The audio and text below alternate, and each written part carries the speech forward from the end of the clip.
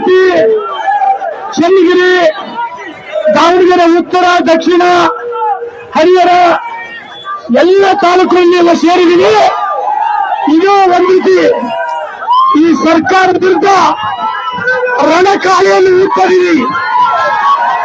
ಸರ್ಕಾರದಿಂದ ರಣಕಾಳಿಯನ್ನು ಉತ್ತರಿವಿ.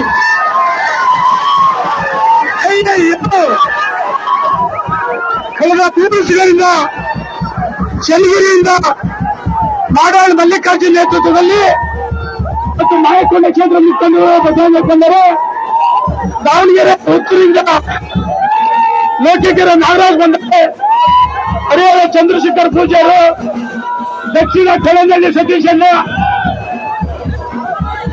ದಕ್ಷಿಣದ ಕೊಳನಹಳ್ಳಿ ಸತೀಶಣ್ಣ, ಉತ್ತರದಿಂದ ಜಗದೀಶ್, ಬಿ ಎಚ್ ಜಗದೀಶ್, ಹದಿನೈದು ಗಂಟೆ ಸತೀಶಣ್ಣ ಅಂದರೆ ದಯಮಾಡಿ ನಾವೆಲ್ಲ ಒಂದೇ.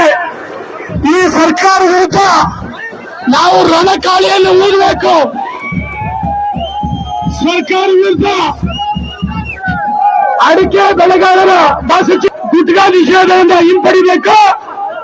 ಭದ್ರಾ ಜಲಾಶಯಗಳಿಂದ ನೀರು ಬಿಟ್ಟಿದ್ದಾರೆ, ಅದನ್ನ ಸಹ ಗುಟ್ಕಾ ನಿಷೇಧ ಹಿಂಪಡಿಬೇಕು.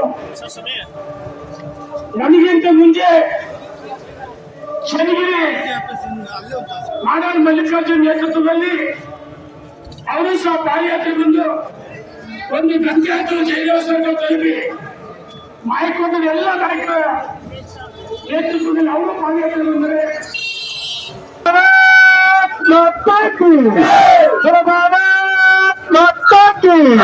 ಎಂಪಿ ರೇಣುಕಾಚಾರ್ಯವರ ರೈತ ಪರ ಹೋರಾಟಕ್ಕೆ, ಎಂಪಿ ರೇಣುಕಾಚಾರ್ಯವರ ರೈತ ಪರ ಹೋರಾಟಕ್ಕೆ ಅಯ್ಯಯ್ಯೋ ಅಯ್ಯಯ್ಯೋ ಭ್ರಷ್ಟ ಕಾಂಗ್ರೆಸ್ ಸರ್ಕಾರಕ್ಕೆ, ರೈತ ವಿರೋಧಿ ಕಾಂಗ್ರೆಸ್ ಸರ್ಕಾರಕ್ಕೆ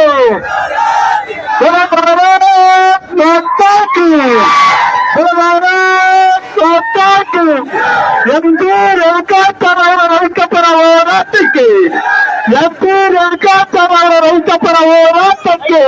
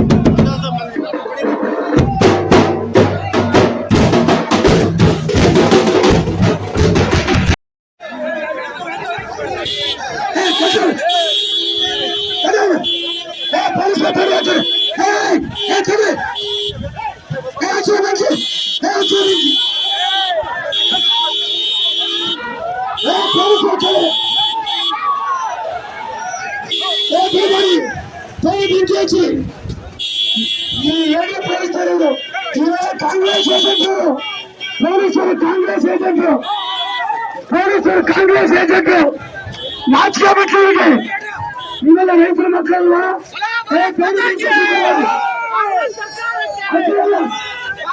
ಇವೆಲ್ಲ ಪೊಲೀಸರು ಸಾಲು